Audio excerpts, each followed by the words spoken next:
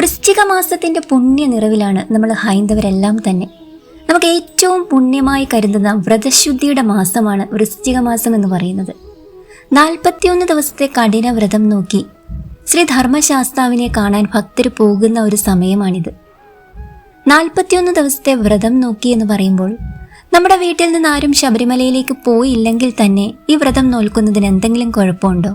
ഒരിക്കലുമില്ല. സർവ്വ ഐശ്വര്യമാണ് ഈ 41 ദിവസത്തെ വ്രതം നമ്മളുടെ വീട്ടിൽ കൊണ്ടുതരുന്നത്. വീട്ടിൽ നിന്ന് ആരും ശബരിമലയിലേക്ക് പോയില്ലെങ്കിൽ തന്നെ നമുക്ക് ആർക്കും നോക്കാവുന്ന ഒരു നൊയമ്പാണ്, ഒരു വ്രതമാണ് ഈ പുണ്യമാസത്തിൽ 41 ദിവസത്തെ വ്രതം എന്ന് പറയുന്നത്. ഇനി 41 ദിവസം നമുക്ക് നോക്കാൻ പറ്റിയില്ലെങ്കിലും നമുക്കാവുന്നത്ര ദിവസം നമ്മൾക്ക് ഈ നൊയമ്പ് നോക്കാവുന്നതാണ്. സ്ത്രീകളാകുമ്പോൾ നമുക്കറിയാം, ഒരിക്കലും 41 ദിവസം നീണ്ടു നിൽക്കുന്ന ഒരു വ്രതം നോൽക്കാൻ നടക്കുകയില്ല. നമുക്ക് എത്ര ദിവസത്തേക്ക് നോൽക്കാൻ പറ്റുമോ അത്രയും ദിവസം നോക്കിയാൽ അത്രയും അനുഗ്രഹമാണ് ഉണ്ടാകുന്നത്. ഇനി വൃശ്ചികം 1-ാം തീയതി മുതൽ വൃശ്ചികം 12-ാം തീയതി വരെ 12 ദിവസം നോക്കിയാലും അതിൻ്റെ ചിട്ടവട്ടങ്ങളോടുകൂടി ആ 12 ദിവസം നോക്കിയാലും ഏറ്റവും ഉത്തമമാണ്. കഠിനമായ ഒരു വ്രതത്തിലേക്ക് നമുക്ക് പഴവർഗ്ഗങ്ങൾ മാത്രം കഴിച്ച് ഈ 41 ദിവസമൊന്നും കഴിച്ചു കൂട്ടാൻ പറ്റില്ല. പിന്നെ നമുക്ക് ചെയ്യാവുന്ന കാര്യം എന്താണ്? മത്സ്യ മാംസാദികൾ പൂർണ്ണമായിട്ടും ഒഴിവാക്കി നിർത്താൻ പറ്റും. അങ്ങനെ നമുക്ക് വൃശ്ചികം 1-ാം തീയതി മുതൽ 12-ാം തീയതി വരെ 12 ദിവസത്തേക്ക് ചെയ്തുകൂടെ? മത്സ്യ മാംസാദികൾ പൂർണ്ണമായി ഒഴിവാക്കി ബ്രഹ്മചര്യം അനുഷ്ഠിക്കാൻ പറ്റുന്നവർക്ക് അങ്ങനെ നോക്കി, അങ്ങനെ ഏറ്റവും ശുദ്ധമായിട്ട് നമുക്ക് എങ്ങനെയൊക്കെ ചെയ്യാമോ അങ്ങനെയൊക്കെ ചെയ്തിട്ട് നമുക്ക് വൃശ്ചിക മാസത്തെ വരവേൽക്കാം. ശ്രീ അയ്യപ്പസ്വാമിയുടെയും ത്രിമൂർത്തികളുടെയും സൂര്യഭഗവാന്റെയും ഒക്കെ അനുഗ്രഹം നമ്മുടെ കുടുംബത്തിൽ ഏറ്റവും കൂടുതൽ ലഭിക്കുന്ന ഒരു മാസം കൂടിയാണിത്. ഈ അനുഗ്രഹം അതിൻ്റെ പൂർണ്ണതയിൽ കിട്ടാൻ വേണ്ടിയിട്ട് നമ്മൾ ചെയ്യേണ്ട ചില കാര്യങ്ങളും കൂടിയുണ്ട്. നമ്മൾ നമ്മളെയും നമ്മുടെ വീടിനെയും ചുറ്റുപാടിനെയും ഒക്കെ വൃശ്ചിക മാസത്തെ വരവേൽക്കാൻ വേണ്ടി ഒരുക്കേണ്ടതായിട്ടുണ്ട്. ഒരുക്കുക എന്ന് പറയുമ്പോൾ നമ്മൾ എങ്ങനെയാണ് ഒരുക്കേണ്ടത്? നമ്മൾ ചിലപ്പോൾ ചിന്തിക്കാറുണ്ട്, നമ്മളുടെ ബുദ്ധിമുട്ടുകൾ വരുമ്പോൾ, വിഷമങ്ങൾ വരുമ്പോൾ നമ്മൾ ഭഗവാനെ അകമഴിഞ്ഞ് വിളിക്കാറുണ്ട്. ഭഗവത് ക്ഷേത്രങ്ങളിൽ പോയി വഴിപാടുകൾ നടത്താറുണ്ട്. ഇതെല്ലാം ചെയ്തിട്ടും ദുഃഖങ്ങളൊന്നും മാറുന്നില്ലല്ലോ ഭഗവാനെ എന്ന് നമ്മൾ ചില സമയത്ത് ചിന്തിക്കാറുണ്ട്. നമ്മൾ ഈ പ്രാർത്ഥനകളും വഴിപാടുകളും ഒക്കെ ചെയ്യുമ്പോൾ എല്ലാത്തിനും ഓരോ ചിട്ടവട്ടങ്ങളൊക്കെ ഉണ്ടാവും അല്ലേ? അപ്പം നമ്മൾ ഇതൊക്കെ പൂർണ്ണമായിട്ടും ഉൾക്കൊണ്ടാണോ ചെയ്യുന്നത് എന്നും കൂടി നമ്മൾ ചിന്തിക്കേണ്ടതായിട്ടുണ്ട്. ഈ വൃശ്ചിക മാസത്തിൽ ഭവനം ഒരുക്കണം, അല്ലെ നമ്മളെ ഒരുക്കണം എന്ന് പറയുന്ന കാര്യങ്ങൾ എന്തൊക്കെയാണെന്ന് ചെറിയ ചില കാര്യങ്ങൾ പറയാം. നമുക്ക് നിസ്സാരമായിട്ട് തോന്നാം, പക്ഷെ ഇതിൻ്റെ ഫലം എന്ന് പറയുന്നത് 100 ഇരട്ടിയാണ്. ആദ്യമായിട്ട് തന്നെ ഒരു മാസം പിറക്കാൻ പോവുകയാണ്, പുണ്യമാസം പിറക്കാൻ പോവുകയാണ്. അതിനു മുൻപ് നമുക്ക് വീടും പരിസരവും ഒക്കെ ഏറ്റവും വൃത്തിയായിട്ട് സൂക്ഷിക്കാം. നമ്മൾ അല്ലെങ്കിൽ തന്നെ മലയാള മാസം ആരംഭത്തിന് തലേ ദിവസം തന്നെ വീടും പരിസരവും ഒക്കെ ഏറ്റവും ശുചിയായിട്ടിടാൻ ശ്രമിക്കാറുണ്ട്. പ്രത്യേകിച്ച് ഈ ഒരു പുണ്യമാസം, വ്രതശുദ്ധിയുടെ മാസം എന്ന് പറയുമ്പോൾ നമ്മൾ ഹൈന്ദവർ വീടുകളിലൊക്കെ അത്രമാത്രം ശ്രദ്ധിക്കാറുണ്ട്, മിക്കവരും ശ്രദ്ധിക്കാറുണ്ട്. പക്ഷെ കുറച്ച് കാര്യങ്ങളിൽ നമ്മൾ അലംഭാവം കാട്ടാറുണ്ട്. അതിലൊന്നാമത്തെ കാര്യമാണ് ആവശ്യമില്ലാത്ത ഉപയോഗശൂന്യമായ വസ്തുക്കൾ വീടുകളിലും പുറത്ത് പറമ്പിലുമൊക്കെ ആയിട്ട് നമ്മൾ കൂട്ടി സൂക്ഷിച്ച് വെക്കുന്ന ഒരു സ്വഭാവം നമുക്കെല്ലാവർക്കും ഉണ്ട്. നമ്മൾ ഒരു രീതിയിലും ഉപയോഗിക്കാത്ത കുറേ സാധനങ്ങൾ. പക്ഷേ ചിലപ്പോൾ നമ്മുടെ വീട്ടിലുള്ള അമ്മമാരോ മുതിർന്നവരോ ഒക്കെ പറയും, അതവിടെ ഇരിക്കട്ടെ, എന്തെങ്കിലും ഒരാവശ്യം വന്നാലോ എന്ന് പറഞ്ഞിട്ടാവും സൂക്ഷിച്ച് വെക്കുക. പക്ഷെ ആ സാധനം കൊണ്ട് നമുക്കൊരാവശ്യവും വരുന്നുമില്ല. അതവിടെ ഒരു നെഗറ്റീവ് ഊർജം പ്രദാനം ചെയ്തുകൊണ്ടാണ് അവിടെ ഇരിക്കുന്നത്. ഇതൊക്കെ നമ്മൾ വളരെ നിസ്സാരമായിട്ട് അവഗണിക്കുന്നുണ്ടാവും. പക്ഷെ ഇതൊക്കെ നമ്മുടെ ജീവിതത്തെ വളരെയധികം ബാധിക്കുന്നുണ്ടെന്ന് നമ്മൾ പോലും അറിയുന്നില്ല. ഒരു ചെറിയ കാര്യം പറയുകയാണെങ്കിൽ, ഉപയോഗശൂന്യമായ ഒരു ശൂല്, നമ്മൾ ആ ചൂല് ഉപയോഗിക്കുന്നേ ഉണ്ടാവില്ല. നമുക്ക് ഉപയോഗിക്കാൻ വേറെ നല്ല ശൂലും കാണും, പക്ഷെ തേയ്മാനം വന്ന ആ ചൂലൊക്കെ നമ്മൾ അവിടെ വെറുതെ വെച്ചേക്കാവും. ചിലപ്പോൾ വീടിൻ്റെ ഒരു മൂലയിലായിരിക്കും, ചിലപ്പോൾ വീടിൻ്റെ പുറത്തായിരിക്കാം, വെറുതെ അവിടെ ഇങ്ങനെ കിടക്കുന്നുണ്ടാവും. അതാണ് ഒരു നിസ്സാരമായ കാര്യം ഉദാഹരണം പറഞ്ഞത്. അതുപോലെ നമ്മുടെ വീട്ടിൽ നോക്കുകയാണെങ്കിൽ എന്തൊക്കെ ഉപയോഗിക്കാത്ത വസ്തുക്കൾ നമ്മളിങ്ങനെ മുറികളിലും അവിടെയും ഇവിടെയും ഒക്കെ ആയിട്ട് സൂക്ഷിച്ച് വെക്കുന്നുണ്ടാവും.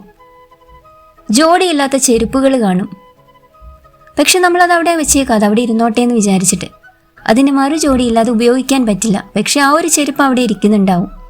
അതുപോലെ പഴകിയ വസ്ത്രങ്ങൾ, എത്ര പഴയ വസ്ത്രങ്ങളാണെങ്കിലും നമുക്ക് ഉപയോഗിക്കാൻ പറ്റും, പക്ഷെ കീറി പറഞ്ഞവ, ദ്രവിച്ചു പോയവയൊന്നും നമുക്ക് ഉപയോഗിക്കാൻ പറ്റില്ല, പഴയ വസ്ത്രങ്ങൾ. അങ്ങനെ നമ്മുടെ വീടുകളിൽ നോക്കുകയാണെങ്കിൽ എന്തെല്ലാം സാധനങ്ങൾ, ഉപയോഗശൂന്യമായ സാധനങ്ങൾ നമ്മൾ വെറുതെ സൂക്ഷിച്ച് വെച്ചിരിക്കുന്നുണ്ട്. ഇതെല്ലാം നെഗറ്റീവ് ഊർജം പ്രദാനം ചെയ്യുന്നതാണ്. ഇതൊക്കെ പൂർണ്ണമായും എടുത്തു മാറ്റുക എന്നതാണ് ഈ ഒരു പുണ്യമാസത്തെ വരവേൽക്കുന്നതിന് മുൻപ് നമ്മൾ ആദ്യം ചെയ്യേണ്ട കാര്യം. നമുക്കത് വളരെ നിസ്സാരമായിട്ട് ചെയ്യാവുന്ന കാര്യമാണ്, പക്ഷെ നമ്മൾ അലംഭാവത്തിൽ അതിങ്ങനെ സൂക്ഷിച്ചു വെച്ചിട്ടുണ്ട്. അപ്പം നമ്മളെ കുടുംബാംഗങ്ങളെല്ലാം കൂടെ ചേർന്ന് അതിനു വേണ്ടിയിട്ട് ആദ്യം ഒരു ശ്രമമാവാം. പഴയ ക്ലോക്കുകൾ കാണും, ബാറ്ററി ഇല്ലാതെ, ബാറ്ററി വർക്ക് ചെയ്യാതെ.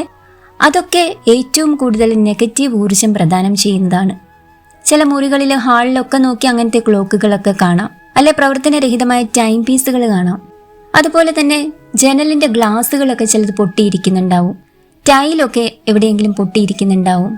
ഇനി നമ്മുടെ സ്ത്രീകളുടെ പ്രധാന സ്ഥലമായ അടുക്കളയിലേക്ക് കയറി ചെന്നാലോ, പൊട്ടിയ പാത്രങ്ങൾ, പൊട്ടിയ ഗ്ലാസ്, വക്ക് പൊട്ടിയ പാത്രങ്ങൾ, അടപ്പ് മുറുകാത്ത ഭരണികൾ, അങ്ങനെ പല പല ഉപയോഗശൂന്യമായ വസ്തുക്കൾ നമ്മൾ അടുക്കളയിൽ കാണും.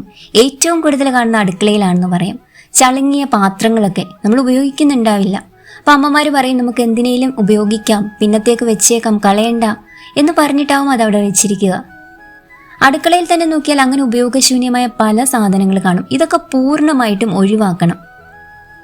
പൂർണ്ണമായിട്ട് ഒഴിവാക്കണം എന്ന് പറഞ്ഞാൽ എന്നാൽ മാത്രമേ ഈ നെഗറ്റീവ് ഊർജം പൂർണ്ണമായും നമ്മുടെ വീടുകളിൽ നിന്ന് ഒഴിവാവുകയുള്ളൂ. ഈ കാര്യങ്ങളൊക്കെ തന്നെ വീട്ടിൽ നിന്ന് ഏറ്റവും പെട്ടെന്ന് തന്നെ ഈ വൃശ്ചിക മാസം തുടങ്ങുന്നതിന് മുൻപ് തന്നെ ഒഴിവാക്കി കളയേണ്ട കാര്യങ്ങളാണ്. ഈ സമയത്ത് നമ്മൾ ശ്രദ്ധിക്കേണ്ട വേറെ ഒരു കാര്യം കൂടിയുണ്ട്. നമ്മുടെ സമ്പാദ്യമായ കാര്യങ്ങളുണ്ടല്ലോ, നമ്മുടെ സ്വർണമാകാം, പണമാകാം, അങ്ങനെയുള്ള സമ്പാദ്യമായ കാര്യങ്ങളൊക്കെ നമ്മൾ സൂക്ഷിക്കുന്ന ഒരു സ്ഥലം കാണും. അലമാരയുടെ ഒരു സേഫോ ലോക്കറോ അവിടെ എവിടെയെങ്കിലും ആവും സൂക്ഷിക്കുക. ലക്ഷ്മി ദേവിയുടെ വാസമുള്ള സ്ഥലമാണത്. ഏറ്റവും ശുദ്ധമായിട്ട് സൂക്ഷിക്കേണ്ട സ്ഥലമാണ്. അവിടുത്തെ പൊടിയൊക്കെ തൂത്ത് തുടച്ച് എപ്പോഴും വെക്കാൻ ശ്രമിക്കണം. പനിനീരിൽ മുക്കിയ ഒരു തുണി അല്ലെങ്കിൽ മഞ്ഞൾ ചാലിച്ച, ഉപ്പ് ചാലിച്ചൊക്കെ ജലം കൊണ്ട് നമുക്ക് അവിടെ ഒന്ന് വൃത്തിയാക്കി, ഉണങ്ങിയ തുണി കൊണ്ടൊക്കെ തുടച്ച് വൃത്തിയാക്കിയിട്ട് നമുക്ക് ഈ സാധനങ്ങളൊക്കെ അവിടെ സൂക്ഷിക്കാവുന്നതാണ്. ലക്ഷ്മി ദേവിയുടെ വാസം എപ്പോഴും ഉണ്ടാവുന്ന ഒരു സ്ഥലം കൂടിയാണത്. അത് നമ്മൾ ഏറ്റവും അധികം ശ്രദ്ധിക്കണം. അതുപോലെ നമ്മുടെ വീടിൻ്റെ തെക്ക് പടിഞ്ഞാറേ മൂല എന്ന് പറയുന്ന കന്നിമൂല, അത് ഏറ്റവും വൃത്തിയായിട്ടിരിക്കാൻ നമ്മൾ എപ്പോഴും ശ്രദ്ധിക്കേണ്ടതായ കാര്യമുണ്ട്. ആ മൂലയിൽ ആവശ്യമില്ലാത്ത സാധനങ്ങൾ കൊണ്ട് കൂട്ടിയിടുകയോ അങ്ങനെയൊന്നും ചെയ്യാതെ ഏറ്റവും പവിത്രമായിട്ട് കന്നിമൂലയെ കാണണം. അത് വീടിൻ്റെ അകത്താണെങ്കിലും വീടിൻ്റെ പുറത്ത് തെക്ക് പടിഞ്ഞാറേ മൂലയാണെങ്കിലും ഏറ്റവും ശുദ്ധവും വൃത്തിയായിട്ടും ഇരിക്കാൻ ശ്രമിക്കാം. നമ്മൾ വീട് ഒരുക്കുന്നതിനൊപ്പം പൂജാമുറിയും ഒരുക്കേണ്ടതായിട്ടുണ്ട്. പുണ്യമാസമാണല്ലോ, അപ്പോൾ ഉറപ്പായിട്ടും ഒരു ദിവസം ആരംഭിക്കുന്നത് ആ പൂജാമുറിയിലായിരിക്കും. വീട് വൃത്തിയാക്കാൻ ഉപയോഗിക്കുന്ന യാതൊരു വസ്തുക്കളും പൂജാമുറിയിലേക്ക് കൊണ്ടുപോകേണ്ടതായിട്ടില്ല. അതിന് പ്രത്യേകം ചൂലോ ബ്രഷോ തുടയ്ക്കുന്ന തുണിയോ ഒക്കെ നമ്മൾ പൂജാമുറിക്ക് വേണ്ടി പ്രത്യേകം വെക്കേണ്ടതായിട്ടുണ്ട്. അതുപോലെ തന്നെ നമ്മൾ ക്ഷേത്രങ്ങളിൽ നിന്ന് കൊണ്ടുവരുന്ന പ്രസാദം ഒരിക്കലും പൂജാമുറിയിൽ അങ്ങനെ സൂക്ഷിച്ചു വെക്കാൻ പാടില്ല. കളഭം, കുങ്കുമം, മഞ്ഞളൊക്കെ സൂക്ഷിക്കാം. പക്ഷെ നമുക്ക് ക്ഷേത്രത്തിൽ നിന്ന് കിട്ടുന്ന പ്രസാദത്തിൽ പൂക്കളൊക്കെ ഉണ്ടാവും. അത് ഉണങ്ങിയ പടി അവിടെ പൂജാമുറിയിൽ ഇരിക്കുന്നത് ഒട്ടും നല്ലതല്ല. അത് നമ്മൾ അപ്പം തന്നെ അവിടെ നിന്ന് ഒഴിവാക്കേണ്ടതായിട്ടുണ്ട്. അതുപോലെ പൂജാമുറിയിൽ ചന്ദനത്തിരിയുടെ കവറുകൾ, അങ്ങനെ എന്തെങ്കിലുമൊക്കെ വേസ്റ്റൊക്കെ നമ്മൾ സൂക്ഷിക്കുന്നുണ്ടാവും. അങ്ങനെ ഒരു വേസ്റ്റും പൂജാമുറിയിൽ സൂക്ഷിക്കാൻ പാടില്ല. അതുപോലെ പൊട്ടിയ ചില ഭഗവത് ഫോട്ടോകളൊക്കെ ഉണ്ടാവാം, അതൊക്കെ ഒഴിവാക്കണം. പൊട്ടിയ ഫോട്ടോകളൊന്നും ഒരിക്കലും പൂജാമുറിയിൽ വെക്കാൻ പാടില്ല. പിന്നെ ഒരു കാര്യം എന്ന് പറയുന്നത്, പൂജാമുറിയിലെ വിളക്ക്, കിണ്ടി, താലം, അനുബന്ധ കാര്യങ്ങളൊക്കെ സ്വർണ്ണപ്രഭ പോലെ വെട്ടിത്തിളങ്ങണമെന്നാണ് പറയുന്നത്. ഏറ്റവും ഭംഗിയായിട്ട് അത് തേച്ചു മിനുക്കി വെക്കാൻ ശ്രമിക്കണം. ദിവസവും കഴുകാൻ പറ്റുമെങ്കിൽ അത് ഏറ്റവും നല്ല കാര്യമാണ്. പുളിയൊക്കെ ഉപയോഗിച്ചിട്ട് നമുക്ക് കഴുകിയാൽ ഏറ്റവും വൃത്തിയായിട്ട് കിട്ടും വിളക്കും കിണ്ടിയും അങ്ങനെയുള്ള കാര്യങ്ങളെല്ലാം. അങ്ങനെ വൃശ്ചികം പുലർന്ന രാവിലെ നമ്മൾ ബ്രഹ്മമുഹൂർത്തത്തിൽ എഴുന്നേറ്റ് സ്നാനാദി കർമ്മങ്ങൾക്ക് ശേഷം നമ്മുടെ പൂജാമുറിയിൽ കയറി വിളക്ക് കൊളുത്തി ഭഗവത് കീർത്തനങ്ങൾ, നാമങ്ങളൊക്കെ ജപിക്കാം. അതിനുശേഷം നമുക്ക് വീട്ടിലൊരു തുളസിത്തറ ഉണ്ടാവുമല്ലോ. ഈ തുളസിത്തറ തലേദിവസം തന്നെ കളകളൊക്കെ പറിച്ച് വൃത്തിയാക്കി ഒരുക്കി നിർത്തണം കേട്ടോ. നമുക്ക് മഞ്ഞളും കുങ്കുമവും കൊണ്ട് ഒരു തിലകമൊക്കെ തുളസിത്തറയിൽ ചാർത്തി കൊടുക്കാം. തുളസിക്ക് ആവശ്യമായ ജലം ഒഴിച്ചു കൊടുക്കാം. എന്നിട്ട് കിഴക്കോട്ട് ദർശനമായി താമര ഇതൾ പോലെ കൈകൾ കൂപ്പി സൂര്യഭഗവാനെ സ്തുതിക്കാം. ഏറ്റവും പുണ്യമായ കാര്യമാണ് ഈ വൃശ്ചിക മാസത്തിൽ എല്ലാ ദിവസവും രാവിലെ കുളിച്ച് ശുദ്ധമായിട്ട് നമ്മൾക്ക് ഏറ്റവും ആദ്യം ചെയ്യാൻ പറ്റുന്ന ഒരു കാര്യമാണ് സൂര്യഭഗവാനെ സ്തുതിക്കുക എന്നത്. സൂര്യഭഗവാന്റെ അനുഗ്രഹം ഏറ്റവും കൂടുതൽ നമ്മളിൽ വരുന്ന ഒരു മാസമാണ് ഈ വൃശ്ചിക മാസം എന്ന് പറയുന്നത്. അങ്ങനെ നമ്മൾ തുളസിത്തറയുടെ മുമ്പിൽ തുളസിക്ക് ആവശ്യത്തിന് ജലമൊക്കെ ഒഴിച്ചു കൊടുത്തിട്ട് സൂര്യഭഗവാന് സൂര്യസ്തോത്രങ്ങൾ, ഗായത്രി മന്ത്രം, ആദിത്യ ഹൃദയ മന്ത്രം ഇവയൊക്കെ ചൊല്ലിക്കൊണ്ട് ഭഗവാനെ സ്തുതിച്ചാൽ സൂര്യഭഗവാന്റെ അനുഗ്രഹം ആവോളം ജീവിതത്തിൽ ഉണ്ടാവും. ഇനി നമുക്ക് തുളസിത്തറ വീട്ടിലില്ലെങ്കിൽ ഒരു കുറ്റിച്ചെടിയായിട്ടാണെങ്കിലും തുളസി ഉണ്ടാവുമല്ലോ നമ്മൾ ഹൈന്ദവരുടെ വീട്ടിലെല്ലാം.